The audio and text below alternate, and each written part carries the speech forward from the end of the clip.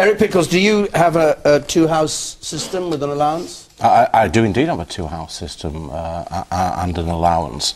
But if I could just make a brief contribution... How far are you away from Westminster? 37 miles. And you need two houses? And let me... if I could just make this brief contribution to Hang on MP Week, if I could just... No, but to take your time, take your time. OK. Then let me explain why. And I have actually had experience of commuting that distance when my wife was ill. She's fully recovered now, but for a month I did it. And it was an extremely difficult experience. I'll explain why. Because the House of Commons works on clockwork. You have to be there. If you're on a committee, you have to be there precisely. Particularly someone like me. I was number two. Let me explain, my chair. Let me explain. Please just let me explain for a moment. I had to be there. I was like a job, in other words. It was like a job.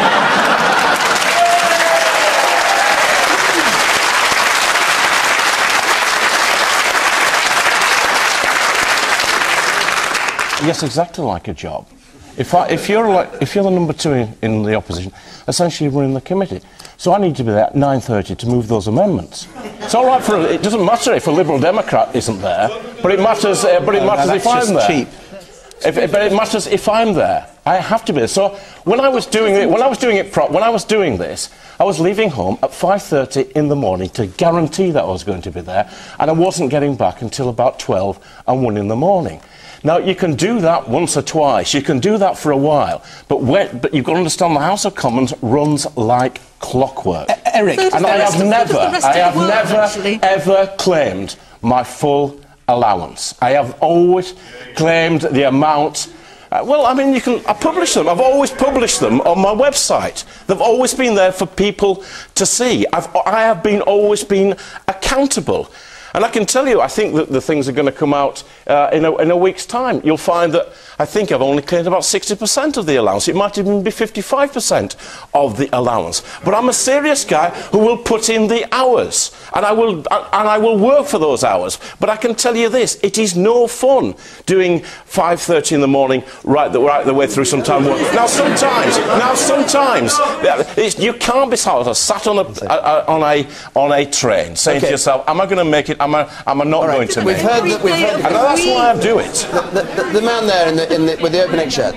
Yes, you, sir. Yeah. Do you think Fred Goodwin should give some of his pension back, Eric? Yeah, I do. Right. That's because he's behaved immorally, and perhaps unreasonably. He's played within the rules. Don't you think that's a bit hypocritical? Okay. I bought my flat when we were regularly sitting till 2 in the morning. I bought my flat when we did that. I bought that flat because it turned out that it would... OK, I'll sell it. Yeah, of course I could sell it. I am never going to satisfy you folks at all. I am never going to be able to satisfy because I am an MP and therefore guilty. That's not true. Use reasoned argument. Yeah. Then you might satisfy us. Let me try the reasoned argument. No, you can't have 1 second. You can have 1 second later on. But Caroline Lucas hasn't yet spoken. Well, I wanted to say to Eric Pickles, welcome to the real world, you know, because there are plenty of people who are on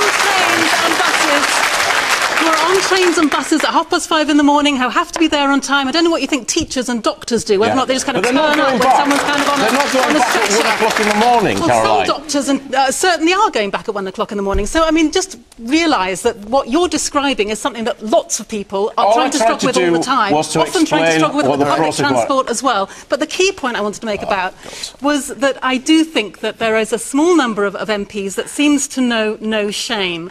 And the reason that matters, or an increasing number, and the reason that matters is not just for the implications for themselves, but because of what it does for everybody else. You know, you can make some nice jokes, but actually there are some serious people in Parliament, I know this will come as news to you, who are trying to do a good job. And what this kind of behaviour does is to undermine the work of all of us, and I think that's really unfair. OK, the man there in the brown shirt, you say, yes.